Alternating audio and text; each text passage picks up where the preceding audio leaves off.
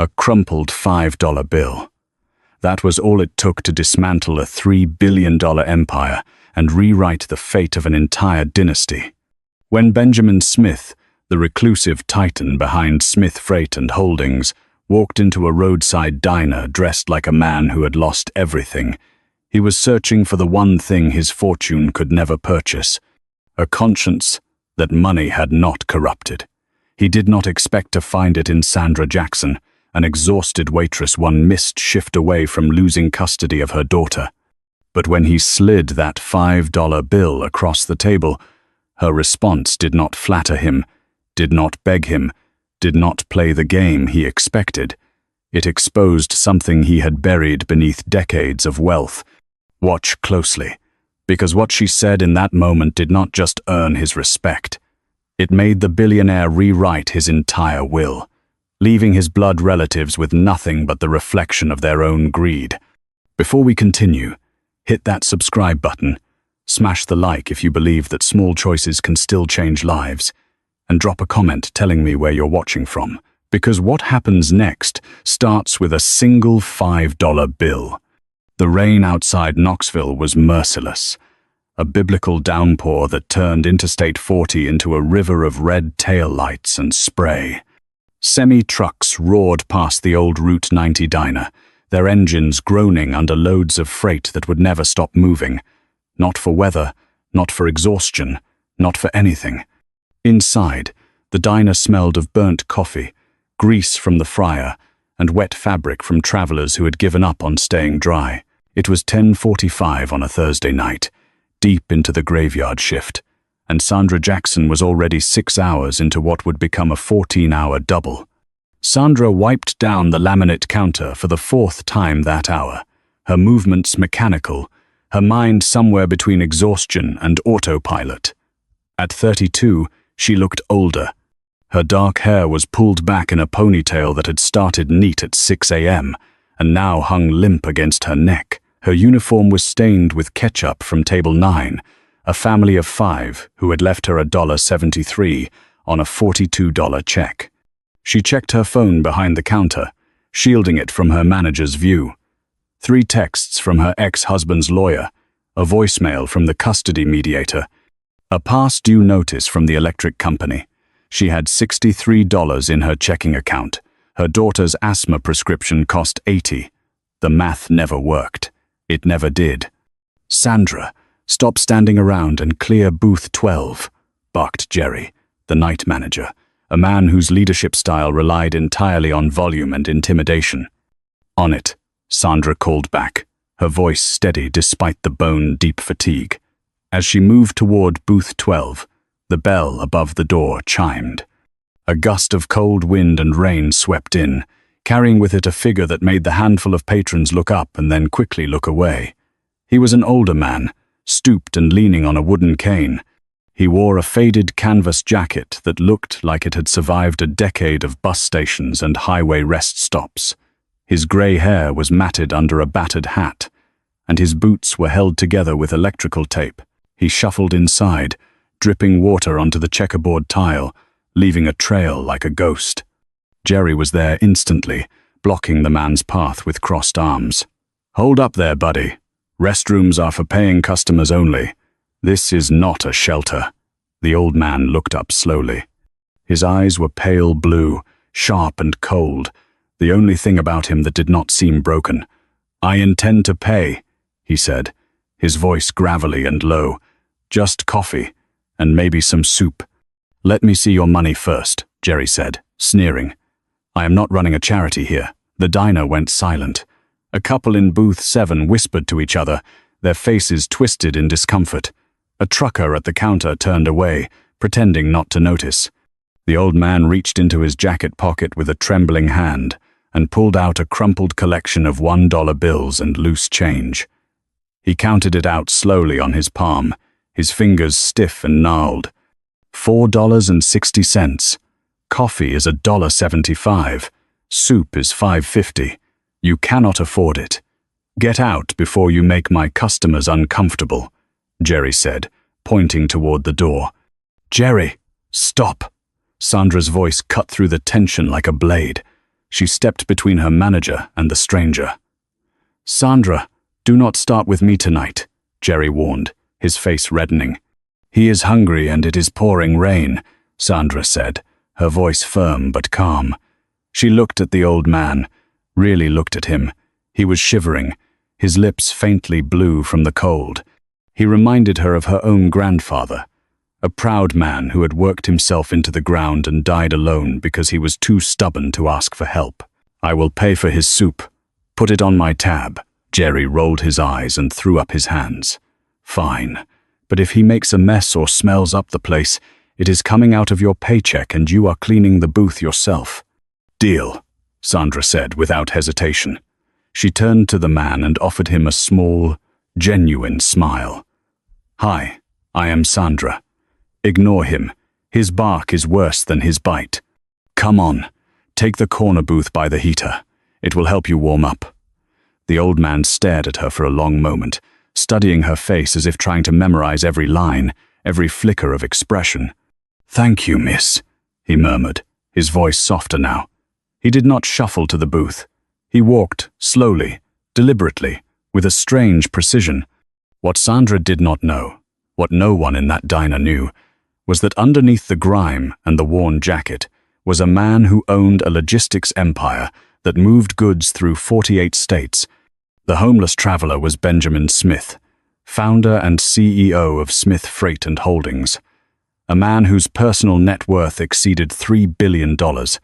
And he was not just looking for a meal, he was hunting for something far more valuable.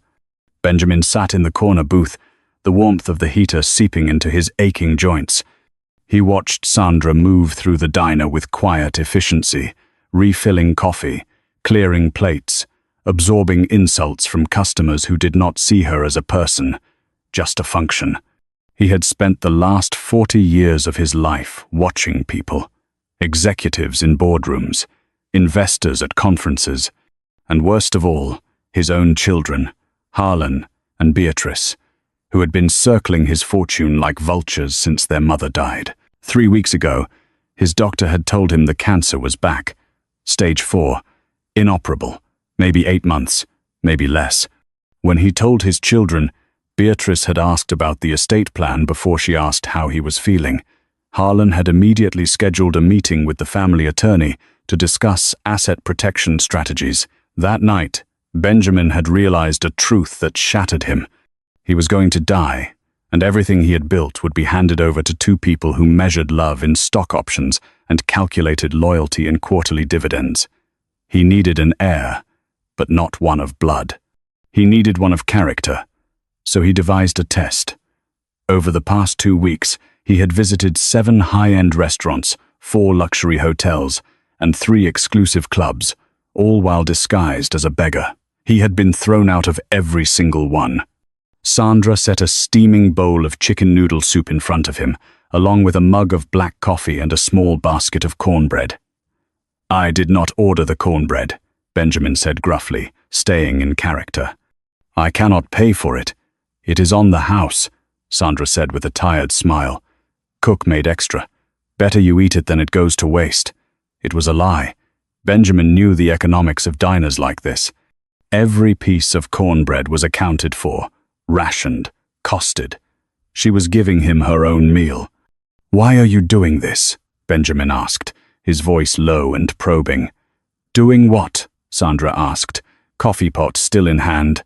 "Treating a bum like he matters," Benjamin said bluntly. "Look at me. I am nobody. I cannot help you. I cannot get you a promotion. I cannot even tip you. Why waste your time?" Sandra paused, looking out the window at the rain. Her reflection stared back at her, hollow-eyed and worn. "You know, my daughter asked me something the other day. She is 8. She asked me why bad things happen to good people." Benjamin waited, watching her carefully. "And what did you tell her?" he asked. "I told her that the world is not cruel. It is just tired. Everyone is running so hard just to survive that they forget to look around. They forget that the man sitting in the cold is not a problem to solve or a risk to avoid. He is just a person who needs soup." You are not a bum, sir. You are a human being who is cold and wet and hungry. If I cannot fix the whole world, I can at least fix one bowl of soup." Benjamin felt something crack inside his chest, a sensation he had not felt since his wife Eleanor died in Santa Fe 20 years ago. He took a sip of the soup to hide the emotion rising in his throat. "You are a fool," he muttered. "Kindness gets you killed in this world." "Maybe," Sandra said quietly, picking up her tray. "But cruelty kills you slower." She walked away, back into the noise and chaos of the diner. Benjamin ate in silence, but his mind was racing. He watched her handle a businessman who snapped his fingers at her like she was a servant. She smiled and refilled his water. He watched Jerry berate her for a mixed-up order that was not her fault. She took the blame to protect the cook. She was not just kind, she was unbreakable. When Benjamin finished, he reached into the hidden lining of his jacket. Inside was a leather wallet containing several $100 bills, but he did not touch them. The test was not over. He pulled out a single $5 bill, crisp and new, deliberately placed. He set it on the table and waved Sandra over. "I am heading out," Benjamin said, standing slowly and leaning on his cane. "The soup was good. I am glad it helped," Sandra said warmly. She glanced down at the table and saw the $5 bill sitting there, folded neatly. Her eyes widened slightly. "Sir, you left this," she said, picking it up and holding it out to him. "It is a tip," Benjamin said stubbornly, "for the service." Sandra looked at the bill, then down at his boots. They were canvas sneakers, soaked through, with holes in the toes. His hands were shaking slightly, whether from cold or age she could not tell. $5 could buy him dry socks at the thrift store 2 blocks away. Maybe a hot meal tomorrow. She took his hand gently, her palm warm and rough from years of work, and pressed the bill back into it. "I cannot take this," she said firmly. "I have my pride, girl," Benjamin snapped, his pale eyes flashing. "Do not pity me." "It is not pity," Sandra said. And then she said the words that would rewrite history. She looked him directly in the eyes, past the disguise, past the test, straight into the soul of the man underneath. "Sir, you need this more than I do tonight. Kindness is not a bill you settle. It is something you pass forward. Use this to get yourself dry socks, please. I will not sleep well tonight knowing your feet are freezing." Benjamin Smith froze. In that moment, surrounded by the hum of the diner and the rain drumming on the roof, he understood. This woman was not performing. She was not calculating. She was simply good. Not because it benefited her, not because someone was watching, but because that was who she was when no one was keeping score. He took the $5 bill slowly, his hand trembling for real now. "Thank you," he whispered. Then he turned and walked out into the rain, leaving Sandra Jackson standing there with no idea that she had just passed a test that would change her life forever. What Sandra did not know was that before the night was over, Benjamin Smith would be on a private jet to Chicago. He would call his attorney, Wallace Drummond, from 30,000 feet, and he would begin rewriting his will, page by page, transferring control of a $3 billion empire to a waitress who had given him back a $5 bill because she believed he needed it more. Because in a world that had taught him to measure everything in profit and loss, Sandra Jackson had reminded him of the one currency that still mattered: decency. And that was worth more than anything he had ever built. The private car idled outside the diner, engine purring like a patient predator. Benjamin climbed into the back seat, shedding the wet jacket and the persona of the broken traveler. His driver, Thomas, a man who had worked for him for 30 years and knew when to speak and when to stay silent, simply handed him a towel and pulled onto the highway without a word. Benjamin stared out the window as the neon sign of the diner faded into the rain and darkness. His mind was not in Tennessee anymore. It was in Wichita, Kansas, 60 years ago, when he was a boy with dirt under his fingernails and a father who believed that land and livestock were the only honest ways to make a living. The Smith family farm had been small, 40 acres of wheat, and a barn that leaked when it rained. His father had died when Benjamin was 17, leaving him with debt, a mother who could barely read, and a choice: sell everything and work for someone else, or find a way to fight. Benjamin had chosen to fight. He bought a single truck with money borrowed from a bank that did not trust him. He started hauling produce from Wichita to Kansas City, then to Tulsa, then to Dallas. He slept in the cab. He ate once a day. He drove until his hands bled and his eyes blurred. Within 5 years, he owned 10 trucks. Within 15, he owned a fleet. Within 30, Smith Freight and Holdings was moving goods across the entire country, feeding supply chains, keeping grocery stores stocked, hospitals supplied, and factories running. He had built an empire from dust and stubbornness. And he had done it with Eleanor by his side.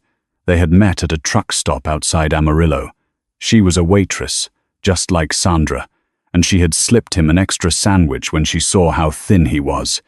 They married 6 months later in a courthouse in Santa Fe.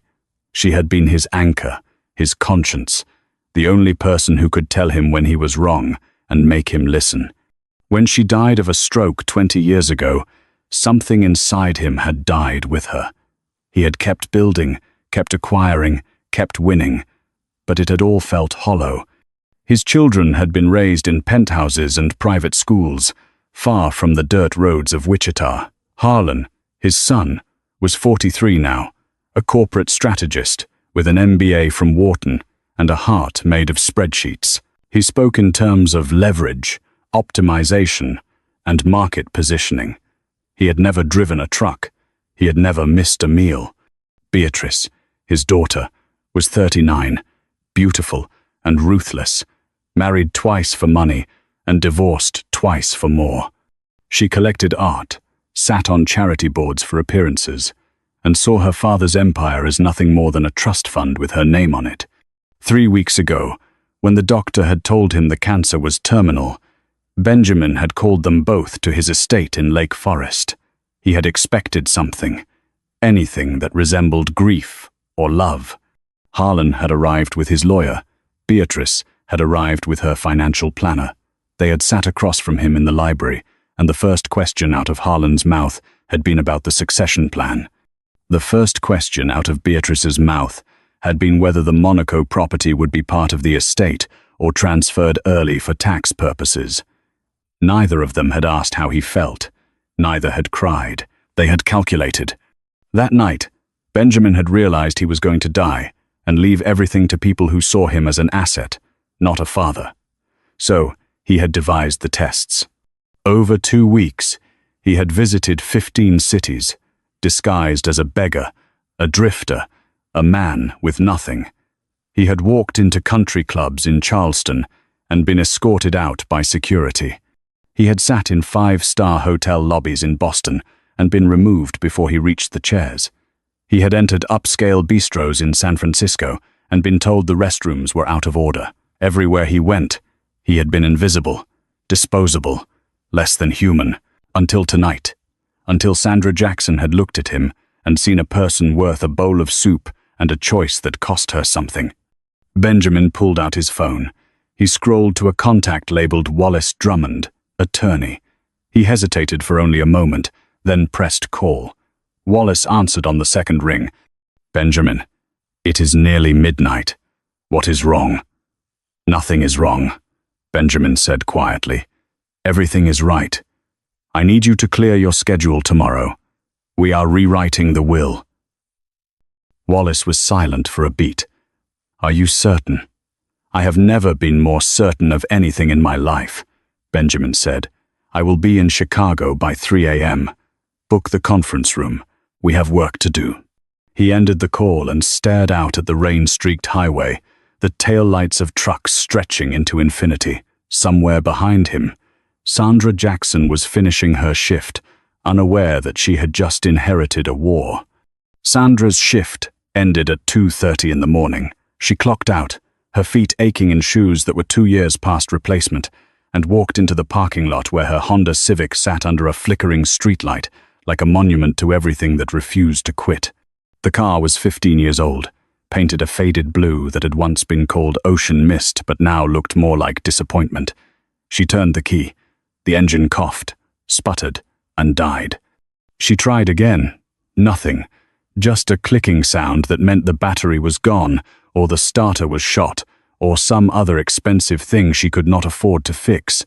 Sandra sat there in the dark, hands still on the wheel, and felt the weight of exhaustion press down on her like a physical thing. She could call a tow truck, which would cost $80 she did not have. She could call her ex-husband, which would cost her dignity and result in another lecture about her poor life choices. Or she could do what she always did. She could walk. It was 3 miles to the apartment. The rain had stopped, leaving the air cold and damp. She locked the car, pulled her jacket tight, and started walking. By the time she reached the apartment complex, the sky was starting to lighten with the kind of grey dawn that promised nothing. The building was a low-income complex on the edge of town, the kind of place where the elevator was always broken and the hallways smelled like mildew and fried food. She climbed the stairs to the 3rd floor, her legs heavy, her mind numb. She unlocked the door as quietly as she could and stepped inside. The apartment was small, a 1-bedroom with a kitchenette and a living room barely large enough for a couch. Her daughter, Maya, was asleep on that couch, curled under a thin blanket, her inhaler on the coffee table next to a glass of water. She was 8 years old, small for her age, with dark curls that framed a face that still believed the world was kind. Sandra stood there for a long moment, watching her daughter breathe, the rise and fall of her chest steady and soft. This was why she worked doubles. This was why she walked 3 miles in the cold. This was why she gave soup to strangers and smiled at customers who treated her like furniture. Because Maya deserved a mother who did not give up, even when giving up would have been easier. Sandra walked to the kitchen and saw the envelope taped to the refrigerator. It was from the landlord, Mrs. Dawson, a woman whose sympathy had run out 2 months ago. The note was short. Rent is now 15 days overdue. You have until the end of the week, or I will begin eviction proceedings. No exceptions. Sandra folded the note and set it on the counter next to the stack of other bills. Electric, past due. Water, final notice. Medical bills from Maya's last emergency room visit when her asthma had flared so badly Sandra thought she might lose her. The numbers swam in her head, a math problem with no solution. She made $11 an hour plus tips that averaged maybe $30 a night if she was lucky. The rent was $850. The prescriptions were another $120. Food, gas for a car that no longer worked, the phone bill she needed to keep so the school could reach her if Maya got sick. It never added up. It never would. But Sandra did not cry. She had learned a long time ago that tears did not pay rent. She washed her face, changed into an old t-shirt, and lay down on the floor next to the couch where Maya slept. She did not think about the old man from the diner. She did not think about the $5 she had refused or the quiet thank you he had whispered before disappearing into the rain. It had not been a transaction. It had not been an investment in some future kindness returned. It had simply been the right thing to do, and Sandra had stopped expecting the right thing to pay dividends a long time ago. Hope was a luxury she could not afford. Hope made you weak. Hope made you believe that things could change, and when they did not, the disappointment could break you. She closed her eyes and let exhaustion pull her under. 3 weeks passed. Sandra picked up extra shifts. She borrowed money from a coworker to get the car towed and the battery replaced. She paid half the rent and begged Mrs. Dawson for 2 more weeks. She kept moving because stopping meant sinking. On a Tuesday afternoon, she came home to find a large envelope wedged between the door and the frame. It was made of heavy cream-colored paper, the kind that felt expensive. Her name was printed on the front in formal black ink. Sandra Jackson. The return address was embossed in the corner. Drummond and Hale, Attorneys at Law, Chicago, Illinois. Sandra stared at the envelope, her heart beating faster. She had no idea why a law firm in Chicago would be writing to her. She had never been to Chicago. She did not know anyone there. For a moment, she thought about throwing it away, convinced it was some kind of scam or collections notice dressed up in fancy paper. But something made her open it. Inside was a single letter, on matching stationery, and the first line made her legs go weak. Dear Miss Jackson, this office represents the estate of Mr. Benjamin Smith. Benjamin Smith died on a Thursday morning in his Lake Forest estate, surrounded by nurses he had hired and a view of Lake Michigan he no longer saw. The cancer had moved faster than the doctors predicted.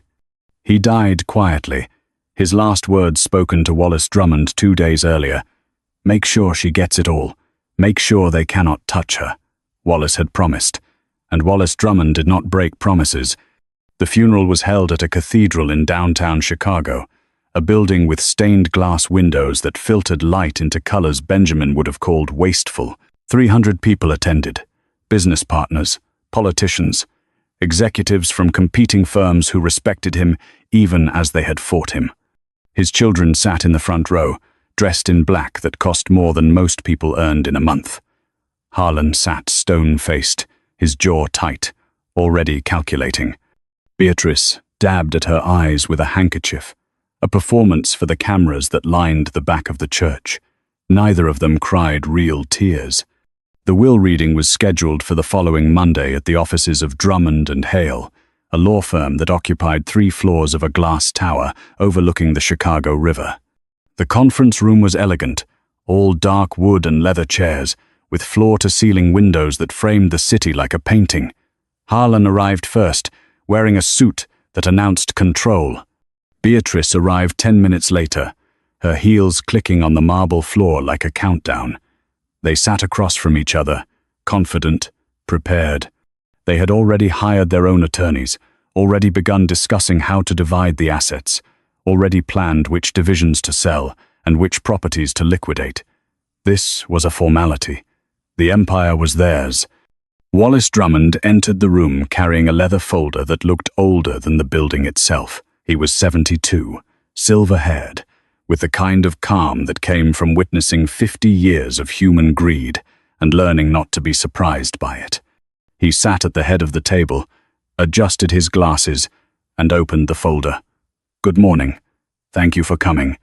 We are here to execute the last will and testament of Benjamin Everett Smith. Before we begin, I want to remind you that this document was prepared with full legal counsel, witnessed, notarized, and reviewed multiple times over the past 3 weeks. It represents Mr. Smith's final and irrevocable wishes. Harlan leaned back in his chair. Let us get on with it, Wallace. We all know how this goes. Wallace looked at him with an expression that gave nothing away. Very well. The room settled into silence. Wallace began reading. I, Benjamin Everett Smith, being of sound mind and body, do hereby declare this to be my last will and testament. I revoke all prior wills and codicils. He paused, his eyes scanning the page. To my son, Harlan Smith, I leave the sum of $500,000 to be placed in a trust with annual disbursements. To my daughter, Beatrice Smith, I leave the sum of $500,000 under the same conditions. Beatrice sat up straight, her face flushing. What? Harlan's lawyer leaned forward. Excuse me, 500,000. That is barely a fraction of the estate. What about the company? The properties? Wallace continued as if no one had spoken.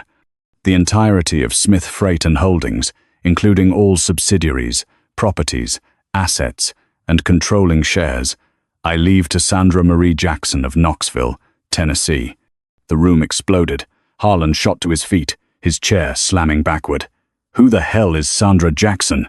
Beatrice's voice was shrill, cutting through the chaos. This is insane. He was not of sound mind. He was dying. He was manipulated. Wallace raised a hand, his voice calm but firm. Please sit down. There is more. Harlan did not sit. He paced, his face red, his hands shaking. "I will fight this. I will tear this apart in court. You cannot just give a $3 billion company to some random woman. Who is she? What did she do? Sleep with him?" Wallace's expression hardened. "Miss Jackson is a waitress who showed your father kindness when he was testing the character of the people around him. She did not know who he was. She asked for nothing. She expected nothing. And that, according to your father's own words, is precisely why she deserves everything." Beatrice laughed, a sharp, bitter sound. "A waitress? You expect us to believe that our father left his entire legacy to a waitress because she was nice to him? This is fraud, Wallace. This is elder abuse. We will have this overturned in a week." Wallace reached into the folder and pulled out a separate document. "Your father anticipated your objections. He has installed several safeguards. First, Miss Jackson's inheritance is protected by an irrevocable trust. Any legal challenge that succeeds in removing her authority will trigger an automatic liquidation clause. Every share of Smith Freight and Holdings will be sold, and the proceeds will be donated to a network of food banks, worker housing initiatives, and educational funds across the country. You can fight this will, but if you win, you will inherit nothing. The company will be dismantled, and the money will go to people your father believed deserved it more than you." The room went silent. Harlan stared at Wallace, his face pale. "You are bluffing." "I am not," Wallace said quietly. "There is also a recorded video message from your father, to be played at a later time, explaining his reasoning in full. He knew you would react this way. He prepared for it." Beatrice stood, her hands trembling with rage. "We will destroy her. Whoever this Sandra Jackson is, we will bury her. We will find every mistake she has ever made, every lie she has ever told, and we will prove she manipulated him." Harlan nodded, his voice cold and flat. "She took what is ours. We will take everything from her." Wallace closed the folder and stood. "That is your choice. But I would remind you that your father spent his entire life outthinking people who underestimated him. He knew exactly what you would do, and he made sure you would lose." The meeting ended. Harlan and Beatrice stormed out, their lawyers trailing behind them, already making calls. Wallace sat alone in the conference room, staring out at the city. Somewhere in Tennessee, Sandra Jackson had no idea that her life had just been rewritten. And somewhere, he imagined, Benjamin Smith was watching, and finally, at peace. The first article appeared 3 days after the will reading. It was published in a Chicago business journal, anonymously sourced but clearly planted. "Mysterious waitress inherits freight empire. Questions swirl about relationship with dying billionaire." The article did not accuse Sandra of anything directly. It simply asked questions, the kind of questions designed to plant doubt. How did a waitress from Tennessee even meet Benjamin Smith? Was there a prior relationship? Could undue influence have played a role in the sudden change of his will? By the end of the week, the story had spread. Cable news picked it up. Financial networks ran segments. Bloggers and podcasters dissected every angle. Sandra Jackson became a name without a face, a mystery that people filled in with their worst assumptions. Gold digger, opportunist, con artist. The words followed her like shadows. Sandra first learned about it when a reporter showed up at the diner. She was in the middle of refilling coffee when a man in a suit approached her, a camera crew behind him. "Sandra Jackson, I am with Channel 7 News. Can you comment on your relationship with Benjamin Smith and the circumstances surrounding your inheritance?" Sandra froze, the coffee pot still in her hand. "I do not know what you are talking about. So you deny having a relationship with Mr. Smith?" The man pushed a microphone toward her face. "Did you know he was a billionaire when you met him?" Jerry rushed over and threw the crew out, but the damage was done. By that afternoon, Sandra's photo was online, screenshots from the news footage, grainy and unflattering. The comments section was brutal. "She looks exactly like someone who would manipulate an old man." I bet she targeted him. This is what happens when desperate people get access to wealth they do not deserve. Sandra stopped going online. She stopped reading, but she could not stop the investigators. Harlan and Beatrice had hired a firm that specialized in digging up dirt, and they were thorough. They pulled her credit report. They found her bankruptcy filing from 4 years ago when her ex-husband had left her with his gambling debts. They found the custody battle, the accusations her ex had made, claiming she was unfit, claims that had been dismissed, but were now being resurrected and twisted. They interviewed her ex-husband, who was more than happy to talk to anyone offering money. Yeah, Sandra always had a way of getting people to feel sorry for her. She is good at playing the victim. I am not surprised she fooled some rich old man. They tracked down former co-workers, old neighbors, anyone who might say something useful. Most people defended her, but a few did not. There was a manager from a previous job who said Sandra had been difficult, always asking for time off, always making excuses.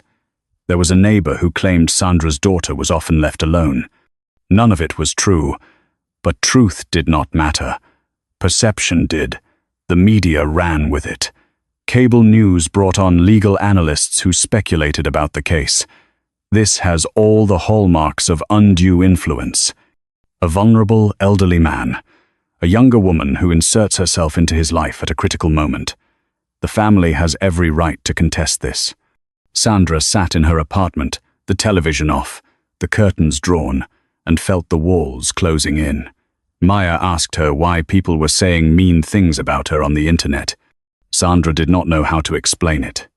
She did not know how to explain that kindness, real kindness, the kind that expected nothing, was so rare that people could not believe it existed. They had to find an angle, a motive, a lie. Her phone rang constantly. Reporters, lawyers, people claiming to be family members she had never met, suddenly interested in reconnecting. She stopped answering. At night, lying on the floor next to Maya's couch, Sandra replayed that moment in the diner. The old man, with the worn jacket and the $5 bill. She had not known who he was. She had not wanted anything from him. She had just seen someone cold and hungry, and she had done what felt right. You need this more than I do tonight. Kindness is not a bill you settle. It is something you pass forward. Had she been naive? Had she been stupid to think that goodness was ever enough? The doubt crept in like cold water, slow and paralyzing. Maybe they were right. Maybe she did not deserve this. Maybe the world Benjamin Smith had left her was not meant for people like her. She thought about calling Wallace Drummond and telling him to give it all back. Let Harlan and Beatrice have it. Let them fight over their billions. She just wanted her life back, small and simple and hers. But before she could make the call, Wallace called her first. "Miss Jackson, I need you to come to Chicago. There is something you need to see." Mr. Smith recorded a message before he died. It is time to release it. Sandra's hands shook as she held the phone. A message. Yes, Wallace said quietly. He knew this would happen. He knew they would come after you. And he wanted to make sure you understood why he chose you and what he expected you to do. The video will be made public tomorrow morning. I think you should be here when it happens. Sandra looked at Maya, asleep and peaceful, unaware of the storm around them. She thought about the old man in the diner, the way he had looked at her, really looked at her, as if he was searching for something he had lost. "Okay," Sandra whispered. "I will be there." The next morning, the video was released to every major news outlet simultaneously. The thumbnail showed Benjamin Smith sitting in a leather chair, his face thin and tired, but his eyes sharp and clear. The title read simply, "Benjamin Smith's Final Message." Within an hour, it had 10 million views. Within 3 hours, the world knew the truth. And Harlan and Beatrice realized they had already lost. The video opened with Benjamin Smith sitting in a high-backed leather chair in what appeared to be a private library. Behind him were shelves of books that looked read, not decorative. The lighting was soft, natural, the kind that made him look tired but not weak. He wore a simple grey sweater, no suit, no tie, nothing that screamed wealth. He looked like a man who had made peace with something difficult. His hands were folded in his lap, and when he spoke, his voice was calm, measured, and devastatingly clear. "My name is Benjamin Everett Smith. If you are watching this, I am dead, and my children are very angry." He paused, a faint trace of something that might have been amusement crossing his face.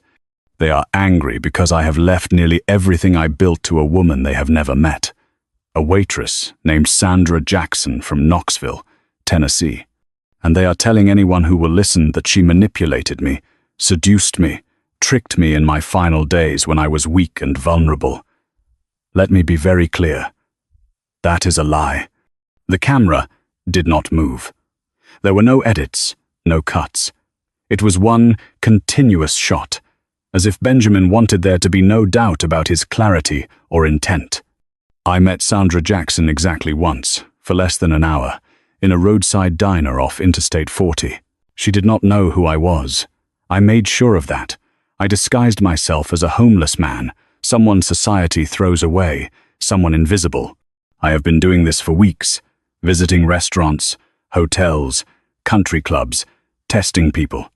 I wanted to see if decency still existed in a world that taught me to measure everything in profit." Benjamin leaned forward slightly, his pale blue eyes staring directly into the camera.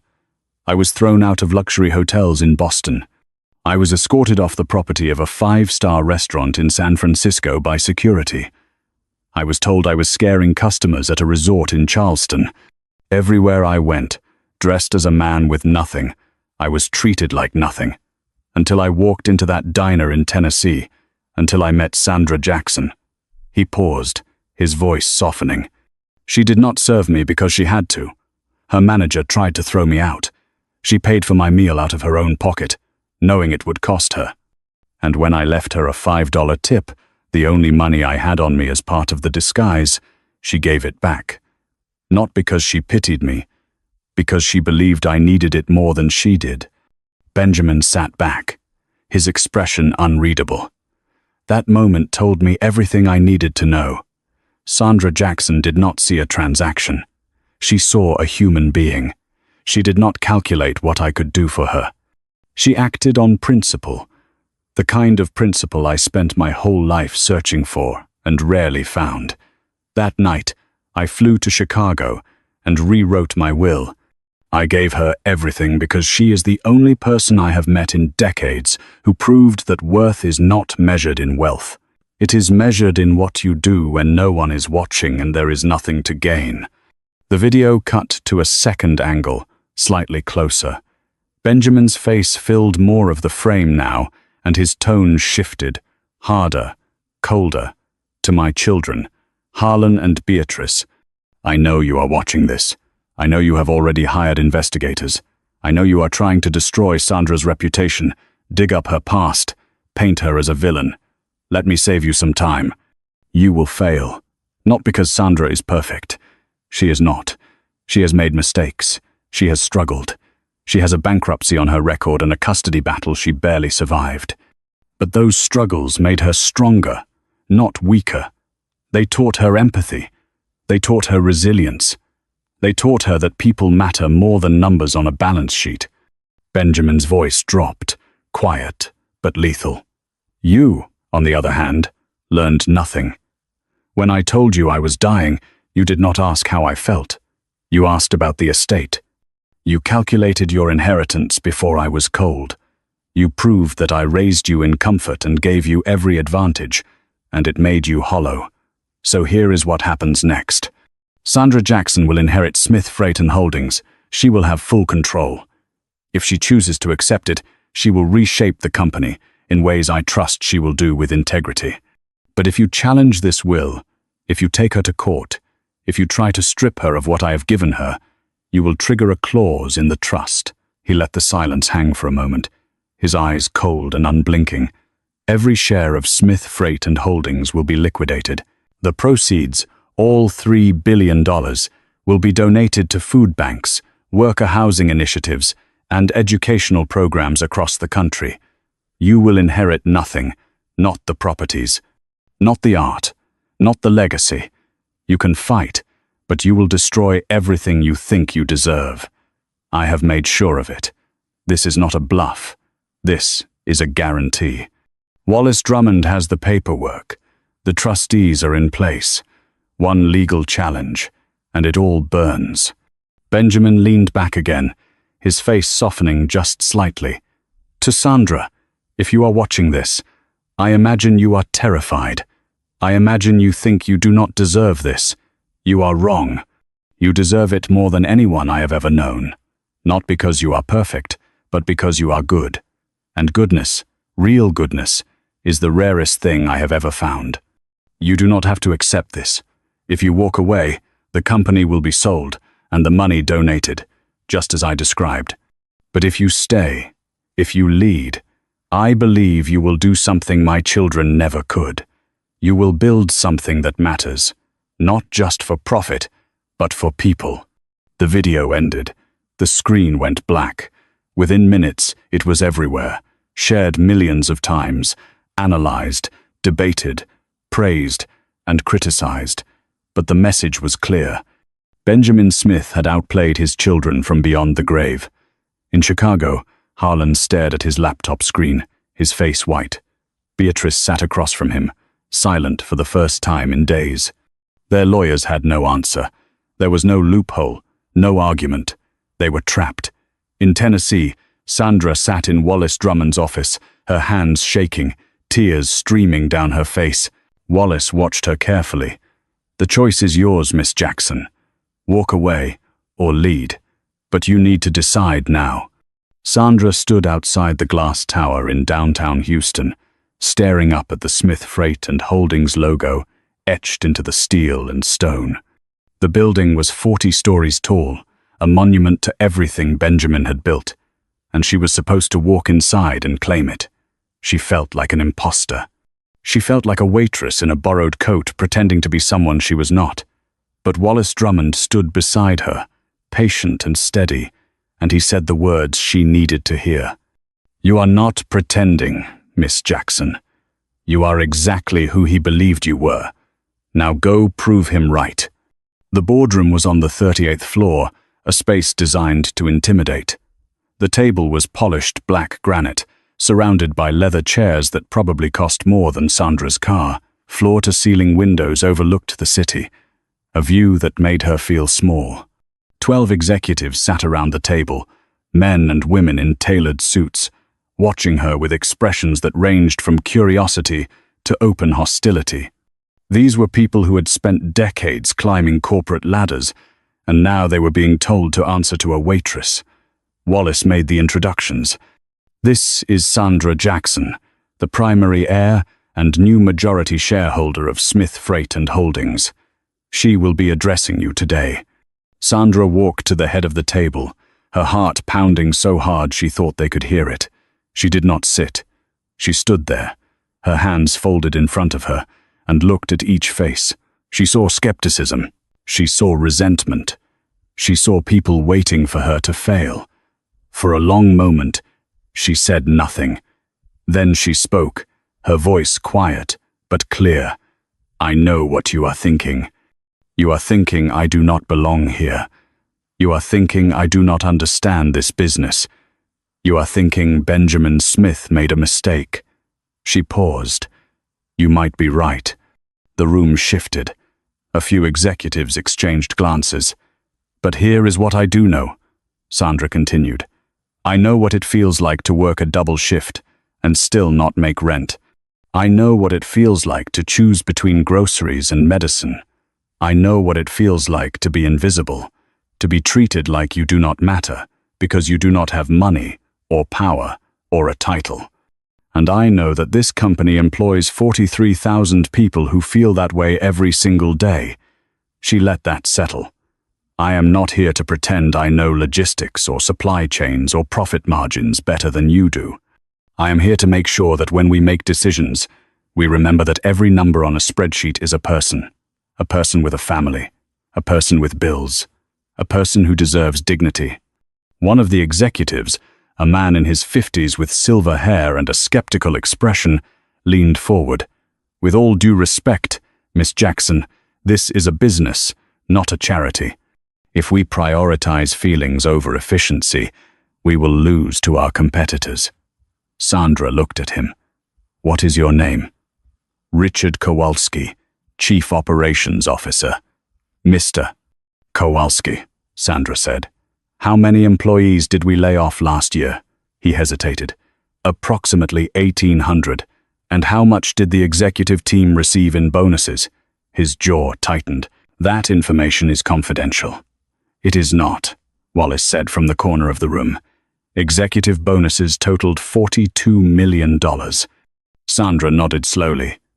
"So, we fired 1,800 people to save costs, and then we paid ourselves $42 million. Does that sound like efficiency to you, Mr. Kowalski? Or does that sound like something else?" The room went silent. "I am not saying we give away money we do not have," Sandra said. "I am saying we build a company where success does not come at the cost of the people who make it possible. We start by auditing every division. We find waste. We cut inefficiency. But we do not cut people unless there is no other option. And we do not reward executives for failure." Over the next 3 weeks, Sandra did exactly what she promised. She visited warehouses in Memphis, distribution centers in Denver, freight yards in Detroit. She did not arrive with an entourage. She did not announce herself. She walked in wearing jeans and a company jacket, and she talked to the workers. She asked them what they needed: better equipment, fair schedules, health insurance that did not bankrupt them when they got sick. She listened. She took notes. She did not make promises she could not keep, but she made it clear that she heard them. She returned to Houston and called another board meeting. She presented a plan. Reinvest $20 million into worker safety equipment and healthcare improvements. Cut executive bonuses by 30% and redirect the funds into employee training programs. Implement a profit-sharing model so that when the company succeeded, everyone benefited, not just the people at the top. The board resisted. Some argued it was financial suicide. Others argued it would set a dangerous precedent. But Sandra did not back down. "This is not a debate," she said quietly. "This is the direction we are going. If you cannot support it, you are welcome to resign." 2 executives walked out. The rest stayed.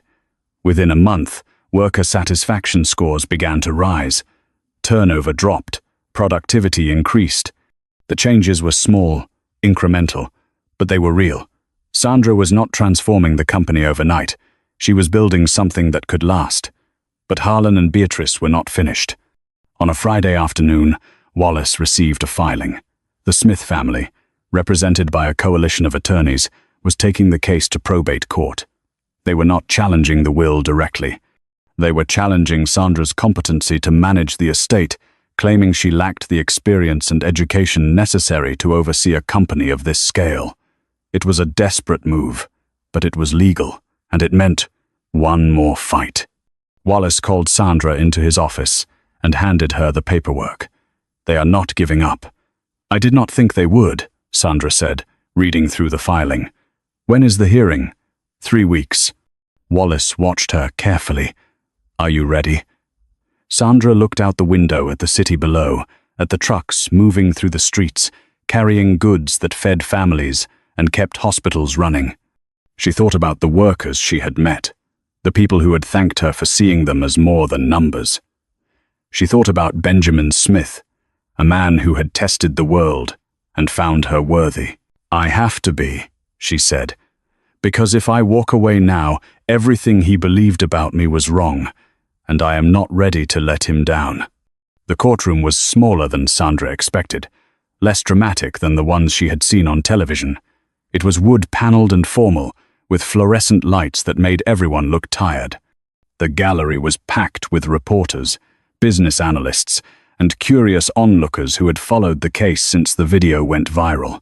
Harlan and Beatrice sat on one side with their legal team, a wall of expensive suits and leather briefcases. Sandra sat on the other side with Wallace, feeling exposed and out of place in a borrowed blazer that did not quite fit. The judge was a woman in her 60s named Margaret Holloway, known for her no-nonsense approach and impatience with theatrics. She entered, and the room stood. "Court is in session. Be seated. This is a competency hearing regarding the estate of Benjamin Everett Smith. Counselor, you may proceed." Harlan's lead attorney, a man named Gerald Finch, with a voice like gravel and a reputation for winning, stood and approached the bench. "Your Honor, we are here today because an injustice has been committed. A woman with no business experience, no education beyond high school, and no prior relationship with the deceased has been handed control of a $3 billion company. This is not about inheritance law. This is about protecting an American institution from mismanagement and inevitable collapse." He turned to face Sandra, his expression patronizing. "Miss Jackson is, by all accounts, a kind person. But kindness does not qualify someone to run a logistics empire. She has no understanding of supply chain management, no knowledge of corporate finance, no ability to navigate the complexities of a competitive industry. Allowing her to maintain control is not compassion, it is negligence." He presented documents, financial projections, testimonies from business professors and industry experts. All of it painted Sandra as unqualified, overwhelmed, destined to fail. When he finished, he sat down with the confidence of someone who believed he had already won. Wallace stood slowly, buttoning his jacket. "Your Honor, may I call Miss Jackson to speak?" The judge nodded. "Miss Jackson, please approach."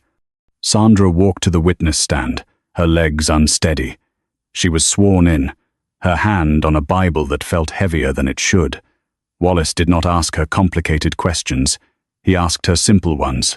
"Miss Jackson, do you believe you are qualified to run Smith Freight and Holdings?" Sandra looked at him, then at the judge, then at Harlan and Beatrice. "I do not know if I am qualified by their standards. I did not go to business school. I do not have an MBA, but I know what it feels like to work for people who see you as disposable. I know what it means to make decisions that affect whether someone can feed their family or keep a roof over their head. Benjamin Smith did not leave me his company because I knew logistics. He left it to me because I understand people. And a company is not buildings or stock prices. It is people." Wallace nodded. "What have you done since taking control?" Sandra took a breath. "I have visited 12 facilities in 8 states. I have talked to workers, managers, drivers. I have listened. I have reinvested $20 million into safety and healthcare. I have restructured executive compensation so that success is shared, not hoarded. I have reduced turnover by 18% in 6 weeks. I am not running this company the way they would. I am running it the way Benjamin wanted, with dignity." Harlan could not stay silent. He stood, his voice rising. "She is destroying shareholder value. She is turning a profit-driven business into a social experiment. This is exactly why she is unqualified." The judge looked at him sharply. "Sit down, Mr. Smith. You will have your turn." But Harlan did not sit. He was unraveling, his face red, his voice shaking. She manipulated him. She played on his emotions when he was dying. She took what was ours. The judge's gavel came down hard. "Mr. Smith, sit down now or I will hold you in contempt." Beatrice grabbed his arm, pulling him back into his seat. But the damage was done. The mask had slipped. The courtroom had seen the rage, the entitlement, the greed. Wallace turned to the judge. "Your Honor, Benjamin Smith was a brilliant man who built an empire on instinct and grit, not degrees. He chose Sandra Jackson because she embodies the principles he valued. The competency standard does not require perfection. It requires good faith, effort, and sound judgment. Miss Jackson has demonstrated both. The opposition has demonstrated only bitterness." The judge reviewed the documents in front of her, her face unreadable. After a long silence, she spoke. "I have reviewed the will, the trust documents, and the video testimony of Benjamin Smith. I have also reviewed the financial reports from the past 6 weeks under Miss Jackson's leadership. The company is stable. Employee satisfaction is up. There is no evidence of mismanagement or malfeasance. The will is clear, legally sound, and reflects the explicit wishes of a man who was, by all accounts, of sound mind. This court finds no grounds to remove Miss Jackson from her role. The petition is denied. The gavel came down. The courtroom erupted. Reporters rushed out to file stories. Harlan sat frozen, staring at nothing. Beatrice covered her face with her hands. Sandra felt Wallace's hand on her shoulder. "You did it." Outside the courthouse, cameras swarmed. Sandra gave a brief statement. "I am grateful for the court's decision. I will continue to honor Benjamin Smith's legacy by building a company that values people over profit. That is all I have to say." Public opinion, which had been split, began to shift. Social media flooded with support. Workers from Smith Freight posted videos thanking her. Editorials praised her humility and her vision. Harlan and Beatrice faded into silence, their reputations shattered. 3 days later, Sandra drove back to Tennessee. She walked into the diner off Interstate 40, the same one where it had all started. The neon sign still buzzed. The smell of coffee and grease still filled the air. She took the corner booth, the one where Benjamin had sat. A young waitress approached, tired but smiling. "What can I get you?" "Just soup and coffee," Sandra said. The waitress nodded and walked away. When she returned, Sandra left a $20 bill on the table. The waitress tried to give back the change. Sandra closed her hand gently over it. "Keep it. You need it more than I do. Pass it forward when you can." Sandra returned to the diner on a Tuesday night, 6 months after the court hearing, 6 months after the world had turned upside down and righted itself in a way she was still learning to understand. The rain was falling again, softer this time, a gentle rhythm against the windows instead of the punishing storm that had brought Benjamin Smith through those doors. The neon sign still flickered, still buzzed with that half-broken hum that sounded like exhaustion, refusing to quit. She parked her car, no longer the duct-taped Honda, but something newer, something reliable, and sat for a moment staring at the building that had changed her life. Inside, the diner looked exactly the same. The checkerboard floor, the laminate counters, the smell of burnt coffee and grease that clung to everything. A few truckers sat in booths, nursing mugs and staring at phones. A couple argued quietly near the back. The kitchen clanged with the sound of pans and shouted orders. Sandra stood in the doorway, and for a moment she was that exhausted waitress again, barely holding on, wondering how she would make rent, wondering if hope was something only fools believed in. A young waitress approached, maybe 22, with dark circles under her eyes and a stained apron tied too tight. She looked like Sandra had looked. She looked like she was carrying the weight of a world that did not care. "Can I help you?" "Just a table," Sandra said softly. "Anywhere is fine." The waitress gestured toward a booth. "Sit wherever you like. I will be right with you." Sandra walked to the corner booth, the one by the heater, the one where Benjamin had sat and tested her without her knowing. She slid into the seat and ran her hand along the worn vinyl, remembering that night. The old man with the pale blue eyes, the $5 bill she had refused because it had felt wrong to take it. The waitress returned with a notepad. "What can I get you?" "Soup," Sandra said, "and coffee, black." The waitress nodded and disappeared. Sandra watched her move through the diner with the same mechanical efficiency Sandra had once mastered, the autopilot that came from working too many hours for too little pay. She watched her smile at a customer who did not smile back. She watched her clear a table and pocket a tip that probably amounted to spare change. When the soup and coffee arrived, Sandra thanked her. The waitress set them down and started to walk away. "Wait," Sandra said. The waitress turned back, tired, wary. "Yeah? What is your name?" The waitress hesitated. "Emily." "Emily," Sandra said. "How long have you been working here?" "About a year." "Why?" Sandra smiled gently. just wondering. You remind me of someone. Emily looked confused but nodded and walked away. Sandra ate slowly, tasting nothing, her mind somewhere else. She thought about the past 6 months, the boardrooms, the decisions, the late nights spent learning an industry she had never imagined she would be part of. She thought about the workers she had met, the ones who had thanked her with tears in their eyes because someone finally saw them.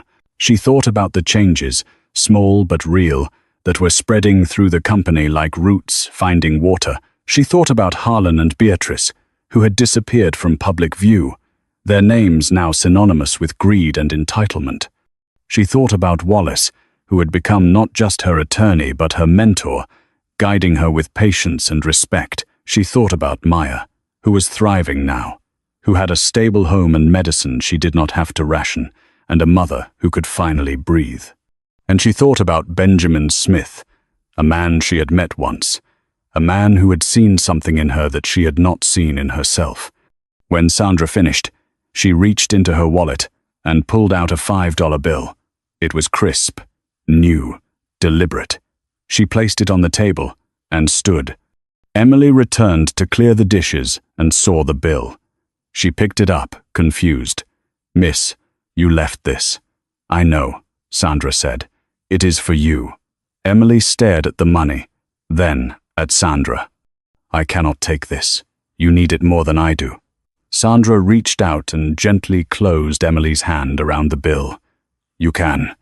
And when you are in a position to do the same for someone else, you will. That is how it works. Kindness is not a transaction. It is a choice. And it multiplies." Emily's eyes filled with tears. "Thank you." Sandra nodded and walked toward the door. She paused at the threshold, looking back one last time at the diner, at the booth, at Emily standing there holding the $5 like it was more than money. It was. Sandra stepped out into the rain, pulling her jacket tight, and walked to her car. She sat behind the wheel, the engine running, the wipers clearing the windshield in slow, rhythmic strokes. She thought about everything Benjamin had built, everything he had left her, everything she was still learning to carry, and she realized something. He had not left her a company. He had left her a responsibility, a choice, to either hoard what she had been given or multiply it, to either protect herself or protect others, to either build walls or build bridges. Legacy was not something you inherited. It was something you chose, every single day, in every small decision, in every moment when no one was watching and there was nothing to gain but the knowledge that you had done the right thing. Sandra pulled out of the parking lot and onto the highway, the taillights of trucks stretching into the distance, carrying goods that would feed families and save lives and keep the world moving. She whispered the words into the quiet of the car, words she had heard once in a video, words that had become her truth. Money never changed the world. People did, and she was going to spend the rest of her life proving it.